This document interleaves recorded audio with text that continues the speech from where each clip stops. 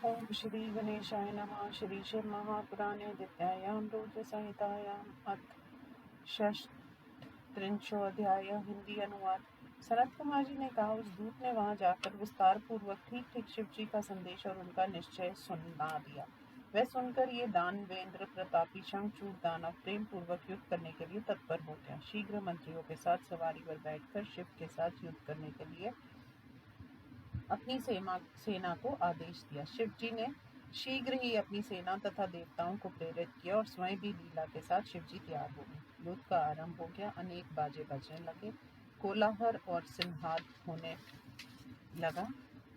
हे मुनि, परस्पर देव दानवों का युद्ध धर्म के साथ होने लगा। महेंद्र स्वयं विश्व पर्वा के साथ लड़े, भास्कर धर्म के साथ विप्रचिति से लड़े, दम के साथ विष्णु ने महायुद्ध किया, कालासुर से काल, गोकर्ण से हुताशन, काल के से कुबेर, यम से विश्वकर्मा, भयंकर से मृत्यु, संहार से यम, कालंबिक के साथ वरुण, चंचल के साथ वायु, घटपृष्ठ के साथ बुध और रक्ताक्ष के साथ शनि, रतनसार से जयंत, वर्चस गणों से अष्टवसु, दीप्तमानों से अश्विनी कुमार, धूम्र से नलकूबर, धुरंधर से धर्म, गणकाक्ष से मंगल, शोभाकर से वैश्वान, पिपिट से कामदेव, गोकामुख चूंड खडक नामक असुर, धूम्र संहल प्रतापी विश्व तथा पलाश से धर्म के अनुसार 12 आदित्य लड़े।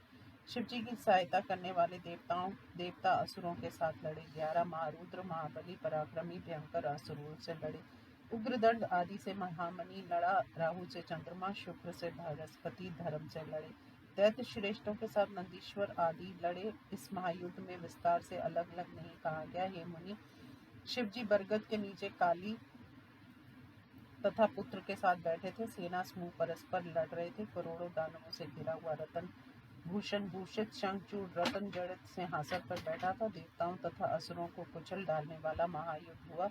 इसमें अनेक दिव्य आयुध परस्पर चलाए जा रहे थे। गदा, ऋषि, पटिश, चक्र, भूषंडी, रास, मुद्गर, निस्त्रिंश, भाले, परे, शक्ति तथा ऊपर को मुख उठाए पर से बाण, तोमर, तलवार, हजारों बंदूकें, भिंदीपाल आदि वीरों के हाथों में शोभित थे। वीर उत्साह तथा पराक्रम के साथ परस्पर शत्रुओं से सिर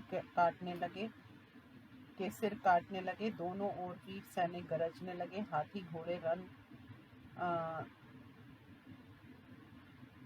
रथ तथा पैदल सवारों तथा घोड़ों के साथ वहां अनेक कट गए थे। उस युद्ध भूमि में भुजाएं, टांग, हाथ, कमर, कान, दोनों पैरों पर बाण, तलवार, कवच, भूषण कट गए थे। किरीट, कुंडल युक्त सिरों के साथ हाथियों की कटी हुई झुंडी सूंडों से यदि वह युद्ध भूमि शोभित हो रही थी। कटी हुई आभूषणों सहित बड़ी भुजाएं तथा शास्त्रों से अन्य अंगों से वह भूमि ऐसा ही दिख रही थी मानो मधुमक्खी के छत्ते गिरे हों। अपनी आंखों से युद्ध भूमि में कंबलों के इधर उधर दौड़ते हुए देखकर वह आयुधों को लेकर उछलने लगे। महाबली पराक्रमी वीर उछलते कूदते हुए शस्त्र अस्त्र को लेकर परस्पर युद्ध कर रहे थे। कुछ स्वर्णमुख बाणों से योद्धाओं को मारकर उस प्रकार गरज रहे थे जैसे पानी बरसाने वाले बादल गरजते हैं।